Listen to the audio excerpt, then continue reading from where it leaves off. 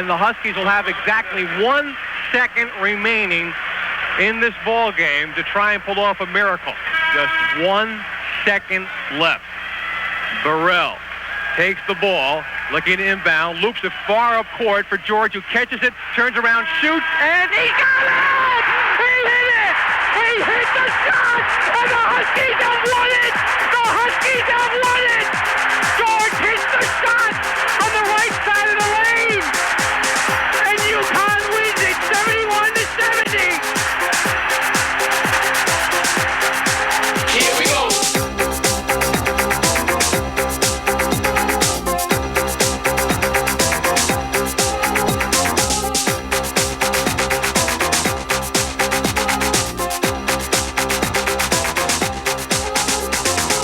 There were some things about the team that I felt were positive. I thought we seemed to have, even from day one, from the first time we ran to school, the kids did their actual running program into the strength training program, just some ideas of a commitment.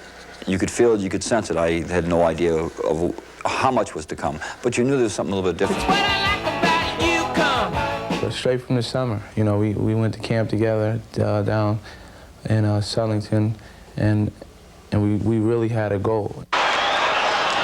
Quickly, Tate George, coast to coast, 2, count it. Well, I knew they play hard every day because that's all the coach wants. Spins away from Buchanan. Good luck. Finds Burrell. Got it for foul. As soon as I just came here and I started practice, even in the first practices here, I felt there's something different. You know, it's so intense. You know, we just play so hard every game. And a great steal by Hennefeld. Oh my goodness. It's what I like about UConn. I worked that out in the spring, actually, and said that both Steve and Tate, the two oldest players by the number of minutes played in games, would be the two guys. I really felt that Tate had always shown great leadership ability. That was one thing he came with. Steve had the same thing. Well, first of all, Steve and myself, during the summer when Coach did make the decision, we sat down and wrote a lot of things out that we felt were important to the team, especially a young team. Respect each other. No one's better than the next guy. I just wanted to push them as much, you know, as they could because, you know, being so young, Scott Burrell, a freshman, and the Dove, his first year, they've never experienced, you know, anything like that they were going to experience in the Big East. And I just felt through my leadership and through always being the first one at practice and the last one to leave and, you know, always verbally, you know, telling guys what I think should be done. I think they respected my role because I worked so hard in practice and they respected my knowledge. The best thing I think about myself and Steve was that we exchanged roles. A lot of times they consider me the mean captain and Steve the nice guy, and off the court he seemed to have changed as far as I really didn't say much and he would jump on everyone's case, so it gave them an equal medium. No one really knew where we were coming from, but yet we were successful.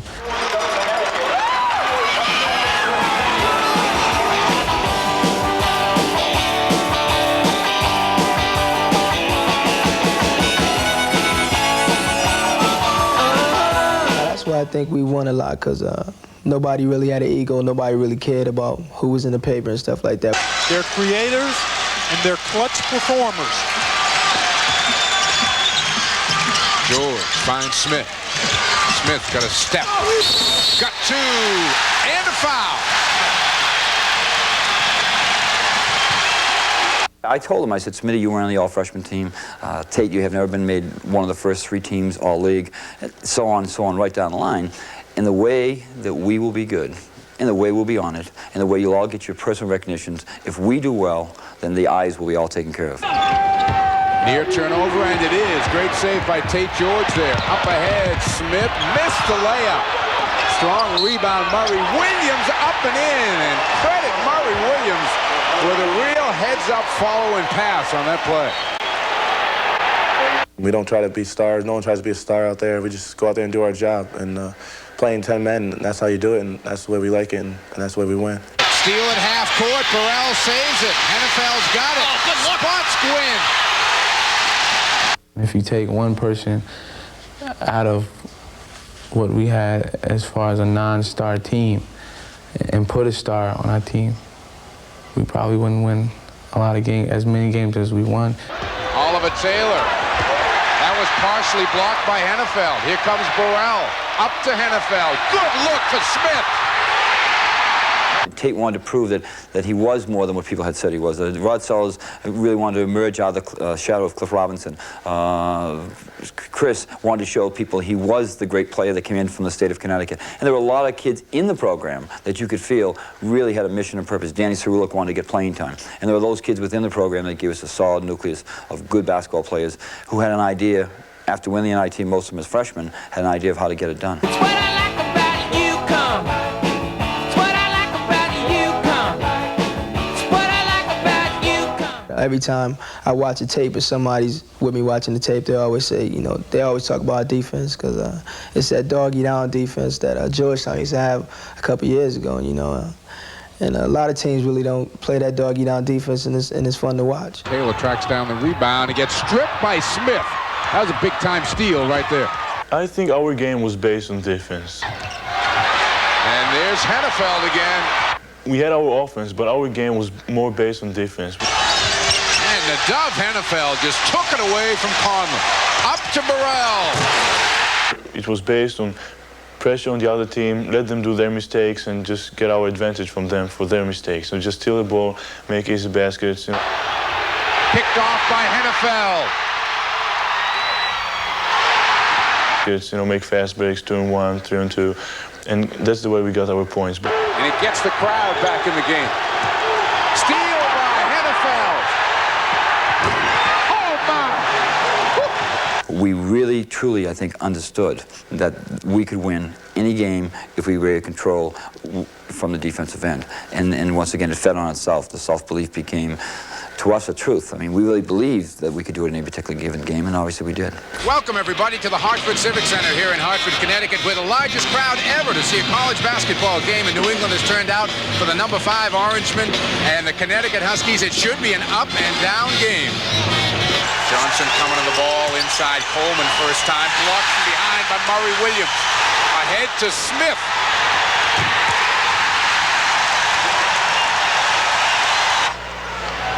The loop pass to Coleman. He puts it on the floor. Lost it on the way up. Smith on a wing. Over Thompson. Count it and a foul. Wow. See, of course, this is just gorgeous basketball. Look at it. Deft look away to the left. Cerulik with the good eye, hand coordination. Cerulik hesitated a little before he went there, didn't he? He's like, wait a second. Maybe they wouldn't have done this last year. Smith launches one. Hits it for 3.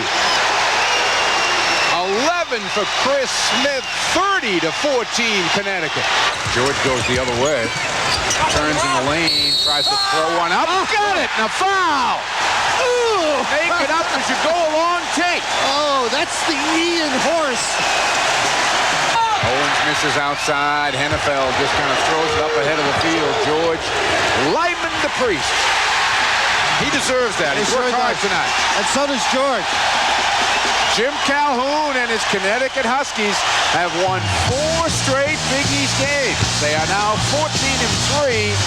And on Saturday night, the Georgetown Hoyas will come to Hartford. The Syracuse games really probably told us that there was nobody in the league, unless they played real well, could beat us. The undefeated and perhaps number 1 ranked Georgetown Hoyas are in town, set to take on the Connecticut Huskies. And why is Connecticut so crazy about this team? Well, they're 4-2 in the Big East. They've won 4 in a row and are off to their best start since the 81-82 season. Quickly, Clark, you've been there not only as a player but as a commentator now. When you're in an opposition building like this, the first 5 minutes are big. Very key for both clubs. Connecticut would like to jumpstart. Georgetown would like to stifle any momentum they've had from those 4 wins. A quick start by Connecticut could lead to a tight game tonight. Long jumper. Smith for 3. 8-0 Connecticut. Ronnie Thompson, and he traveled. And who was right there but Hennefeld? Well, again, looking at this game, coming into this game, I thought that Connecticut would have to get off to the quick start, disrupt the Hoyas' backcourt, and shoot the ball a little better from the perimeter. So far, those things have been what they've done.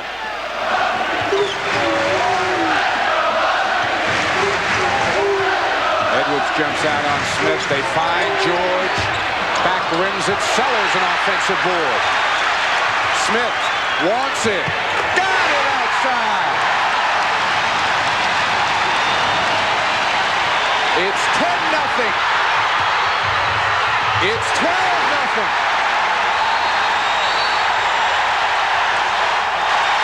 And Georgetown wants time.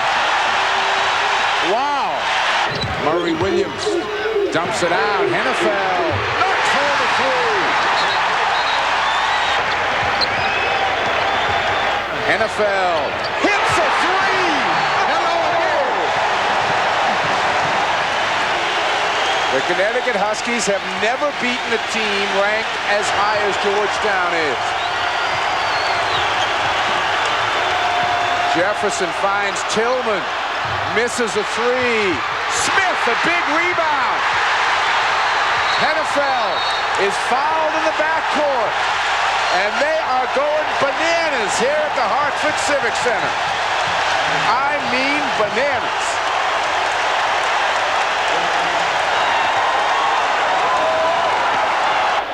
Steal by Smith. That kind of sums up the evening, doesn't it? Certainly does. No bigger win in Connecticut history than this one.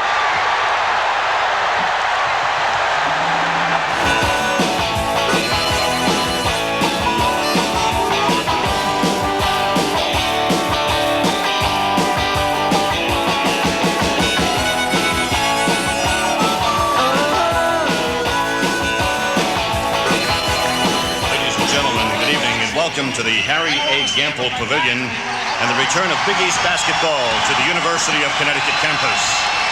Our first game here against St. John's, and I never heard as much noise here in the Dome against St. John's than I have in my life.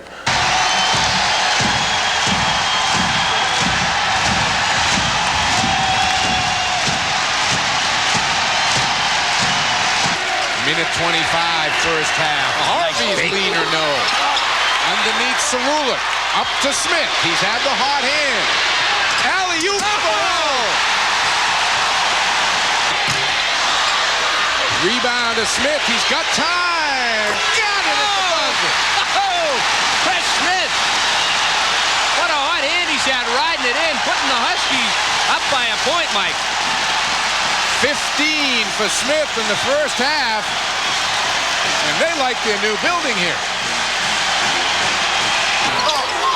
Cerulic, another rebound. A tough follow-in. Goes down. Oh, when you've got it going, you've got it going. Tipped away. Cerulic, a great play. What hustle with the left hand, he tips it back. Gwen again comes up shooting. Danny Cerulic, give him credit there for the possession.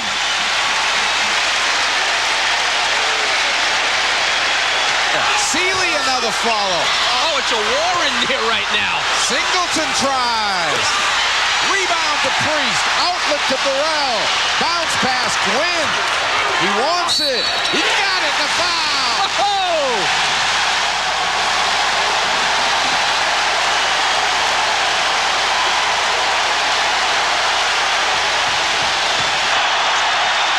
The Connecticut Huskies are in first place in the Big East Conference, and they have found a home.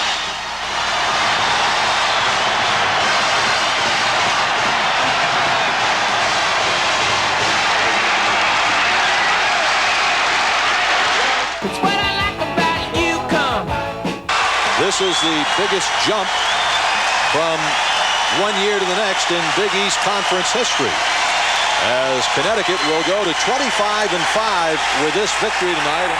And you could see the look on the kid's face that we were going to get that regular season title tie with Syracuse, and the co-champs was going to be part of a Connecticut name, and I could feel it during the game building. And as we walked off the floor, that was the night we celebrated. I think of all nights, I think that was the night that the locker room was wild. Howie Dickerman, our assistant coach, I mean, I could still see him out in the car, you know what I'm saying? Champs, champs. And his Howie, who is not normally one to do this, he just kept saying, we're the champs.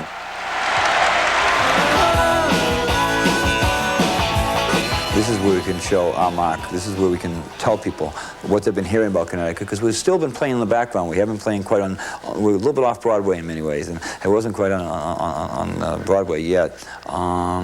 That we can show people we're a good basketball team. So I knew it was an important weekend. I think more so than the kids did, thank God. They weren't nervous. Everybody thought Syracuse was going to win or Georgetown, but we just knew we can beat those two teams, and we knew we can go out there. If we went out there and played hard, we can come out on top.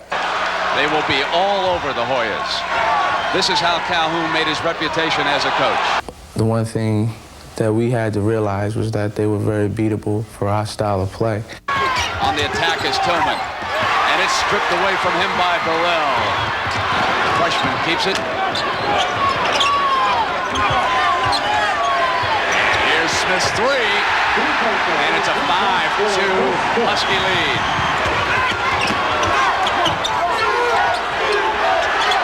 On the steal, Smith comes back. He has George on his right. Rolls it in, and that's 3 steals and 5 turnovers by the Hoyas against this fabulous Connecticut defense. Burrell with a 3 from the corner is off iron, and there's NFL coming through. Cyrillic takes it away from Mutombo.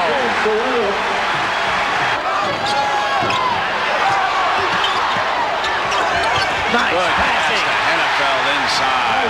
Beautiful touch by John Gwynn. You talk about valuable minutes. Walker has done a sensational job in about the 8 or so minutes he's played in this game.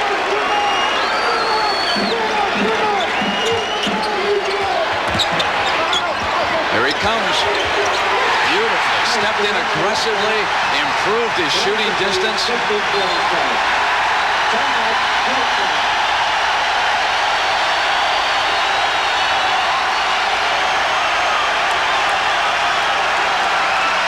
Huskymania. You gotta love it. The 3 for John Gwynn. That's it. NFL rejects it. Here comes Smith. And he'll come up to the line. Score the field goal. Connecticut will put away Georgetown today.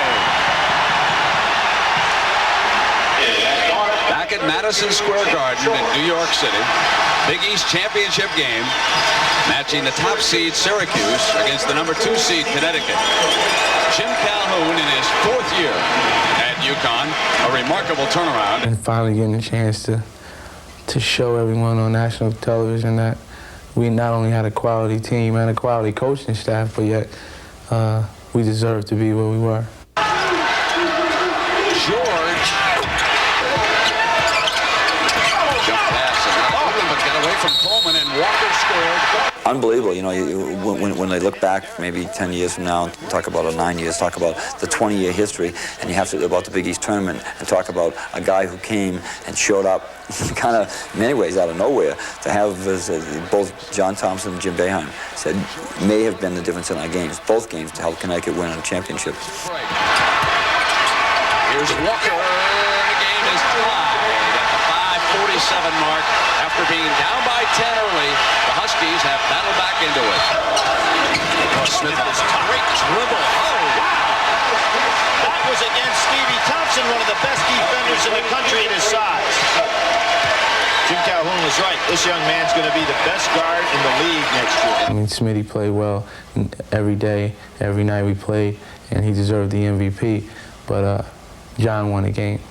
Connecticut went over the limit early in the first half. About 8 minutes to go, they were shooting. He's got the 3. A chance for a 4-pointer. Gwynn was fouled by Thompson, his 4th. Stevie can't believe it. And what Gwynn is doing, Grant, his follow-through is so perfect on this jump shot. Young players, watch his wrist on that shot. Sensational follow-through.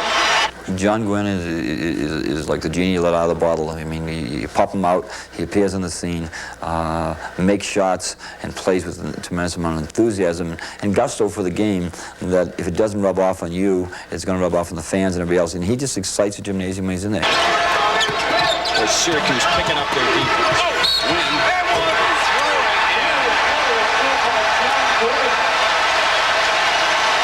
Well, the first half it was Walker, and the second half it's been Gwynn.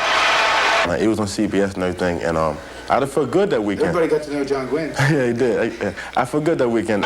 Coach Calhoun had a great comment about this Connecticut team a few weeks ago. Looking back at the whole season, the coach said, this team has gone from peach fuzz to stubble. We got whiskers on our chin. And pretty soon, Jim Calhoun and these Huskies could have a championship on their belt.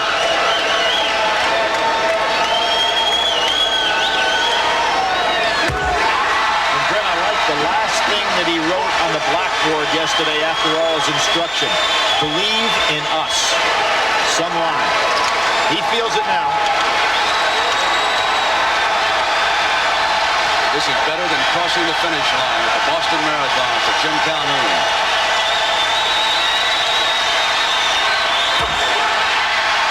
They cannot lose now because Syracuse cannot call another timeout even after the basket. It's over. They don't have to take the ball out of bounds. And it's over. UConn, in an amazing turnaround, captures the Big East tournament. Let the celebration begin.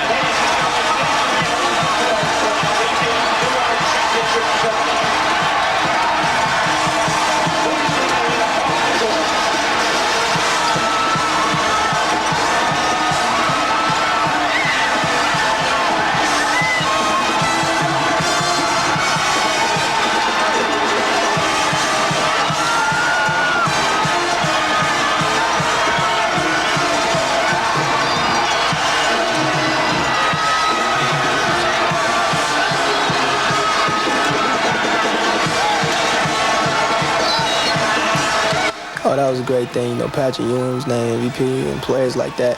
And I was just fortunate as a sophomore to be named MVP. I think it was a great thing, and just fortunate to be one of the players to get that award. I just think that was just the best moment for the school, and people have been waiting a long time in Connecticut, and people have worked really hard, and fans have supported us loyally for years and years, and it just gave back to them, you know, something that they deserved. In a season of highlights, it was a highlight. We did it amongst friends and with friends, and those are the best kind to be, the guys that you have tremendous respect for. And I think once again to go Georgetown, Syracuse in the last 24 hours, whatever it may be, that told me everything I need to know about our basketball team. And I said, whatever we do from here on is pure gravy. And I mean that very sincerely. That to me was the high of the season.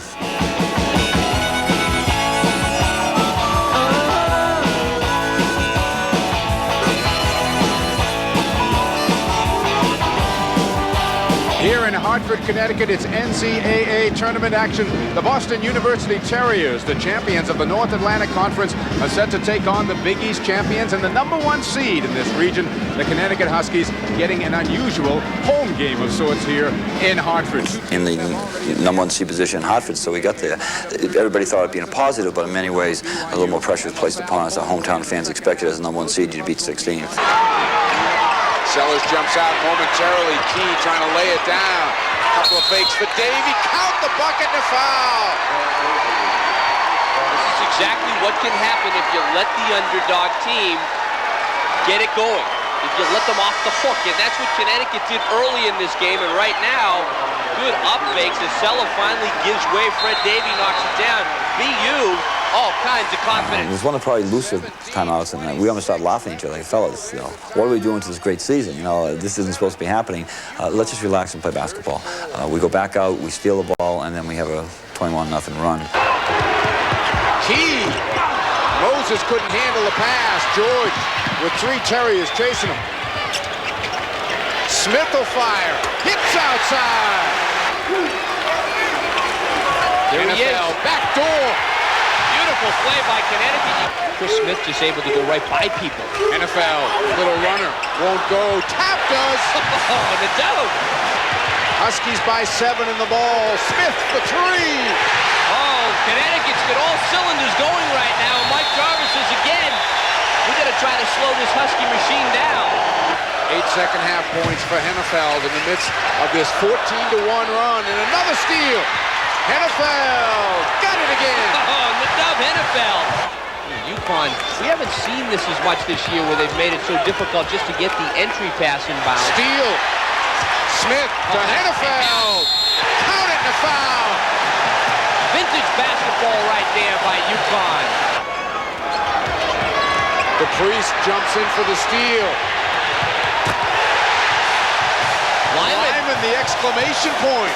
But Jim Calhoun has taken his Huskies to the round of 32. We jumped on California really early. One of the motivational factors was they talked all about the Oregon press being so much better than our press. We used that a little bit, obviously. UConn uses the whole floor because of Hennefeld. Good spacing, and they kick it. Chris Smith.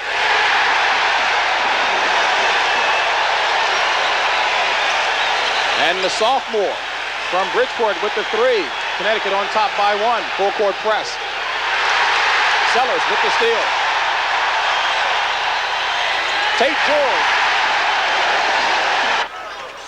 Steal again. This is Hennefeld. His first of the game. Reads the passing lanes beautifully. Smith.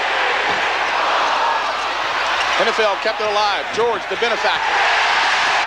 And Billy, this press just nags you. After a while, it frustrates you, and you start throwing little passes like that. Exactly. They never stop. And Connecticut comes up with their sixth, forcing the sixth turnover. Burrell.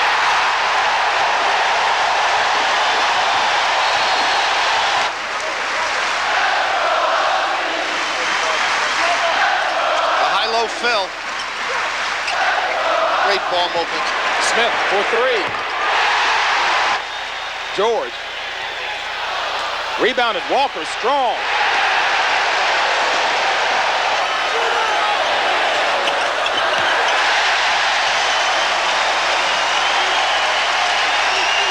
And Connecticut moves on to the round of 16.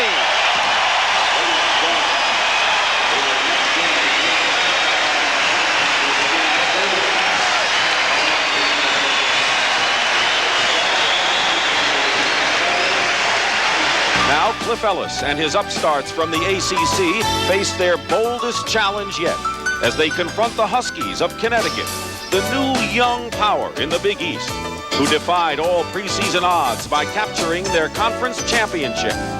And with textbook efficiency, they have steamrolled through the tournament's early rounds, serving notice that their dream season might be far from over. There's an offensive rebound by DePriest. Sellers and Gwynn. There's Gwynn again. And there it is. Great hustle by John Gwynn. Once again, it's John Gwynn with 9 points. And the UConn bench has outscored Clemson 17-5.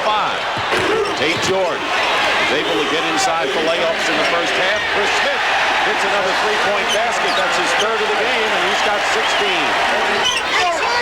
They give Smith the open shot. The basket is good. And a foul, a three-point shot could turn into a four-point play. And the lead came so easy. We're up by 19 without really having to do what Connecticut had done well all year. And just as it came easy, it went easy. And here's David Young with a three-point basket. And Clemson leads by one. And Connecticut will call a timeout. Tate George with the ball. Tate George fakes at the top of the key, goes up with it. It's short. Knocked around. Rebound. Tyson of Clemson with 1 second and a foul against Burrell. And Clemson can wrap it up on the line.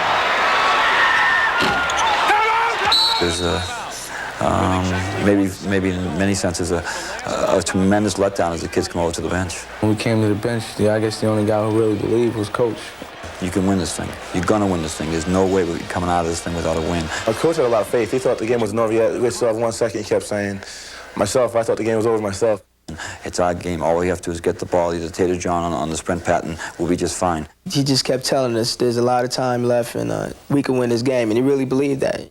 We'll be just fine. He kept saying it, and I repeated that.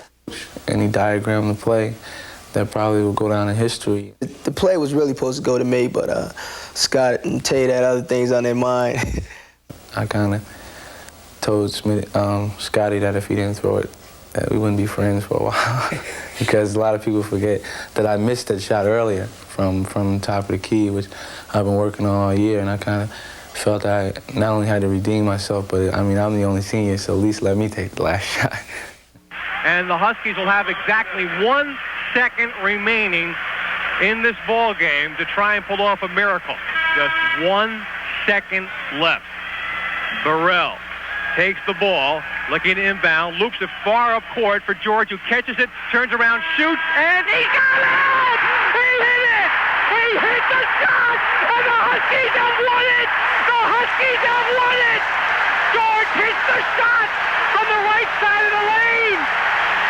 And UConn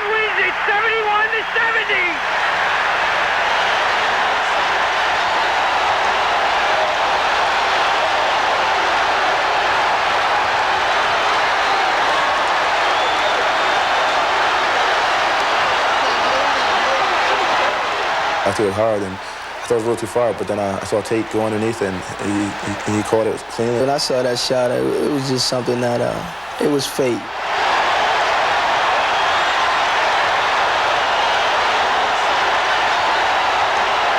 I think that was the highest I've ever jumped. Never mind being young, older, and different. I think I got 6 feet off the ground when that ball went in. But it's funny, I never believed we'd lose. This is the Meadowlands Arena in East Rutherford, New Jersey. And this afternoon, the Eastern Regional Final matches the Duke Blue Devils, 3rd seed out of the Atlantic Coast Conference, against the top-seeded Connecticut Huskies. Now you're UConn. You understand that you're down 3. If he misses, you must advance quickly. All right, if the 3 is there, you take it. Okay? You have 1 timeout left. And he misses, and the rebound by Chris Smith, and so Connecticut only needs a 2 to tie it up. And a 3-point attempt, yes, is by Chris Smith. And Duke down by 1. You've got to push. Time running out. Here comes Hurley. George got a hand on it, and it's Duke ball. I happen to be standing right on the sidelines, up, probably out of the coaching box. As Tate intercepts the ball, he's taking a step towards me, and he's going to dribble right to Denver. And I can still see Tate now with the ball in his hands. And the ball could have fallen to the left, which would have been inbounds, and the clock would have run off in those 2 seconds. Instead, it fell to the right out of bounds. And so that's what I'd probably remember much more than the shot. We just sat and we looked at each other, and when Coach came in, he didn't have to say anything. I think everybody remembers, you know, the sense that he said about, you know, about us. Well, what'd you say to the kids after the game? I told them the exact truth. That I've worked 23 years as a coach since I got out of college, and my dream has been to coach in the Final Four someday. And I want to do that, and I think I will someday. But I'll tell you what, I wouldn't trade 100 Final Fours for the privilege of coaching this basketball team. So it was a long bus ride back, and it was really sad. And I said, geez, you know, a great year like this has to come to an end like that. And if we were to come home and no one would have been here.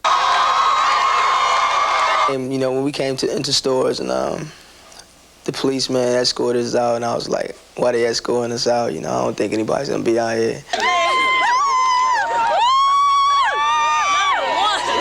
I guess we really realized when we came up the hill, past the field house, and we saw the people waiting with signs that it was a special season.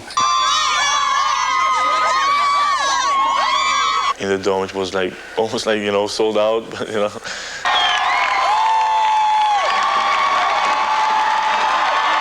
And as we come up this hill, and to see almost 7,000 people waiting for us, as I said to the fans at that point in time, what we needed wasn't necessarily praise nor anybody to analyze. We just needed some hugs because we had been hurt.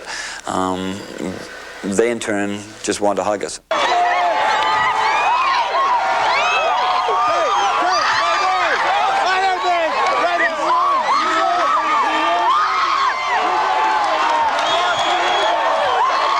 I just want to say to all of you that this season with our basketball team has been very special. And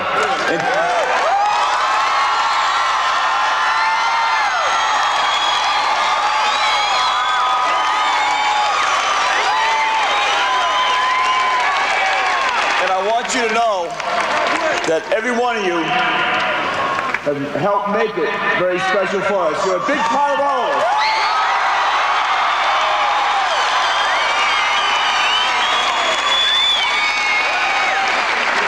And lastly, before I bring Tate and Steve on, just one thing. This afternoon, about 5 or 6 hours ago, after such a great year, we started to have our hearts broken. And we honestly, God, never expected this. And by you coming out here,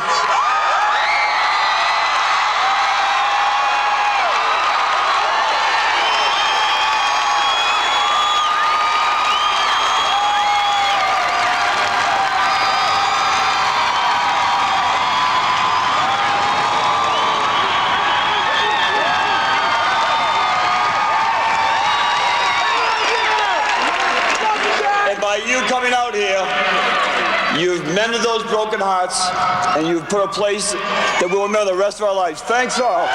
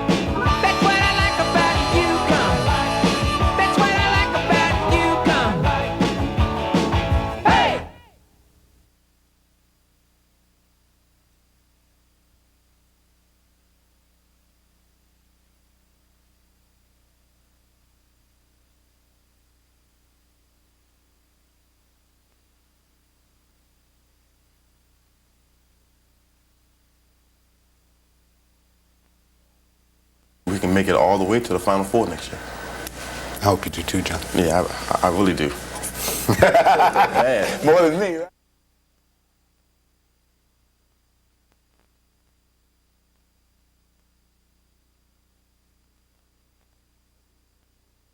I think the main word here is big, because everything around is so big, the media and the people and all the big thing that just we have around basketball here.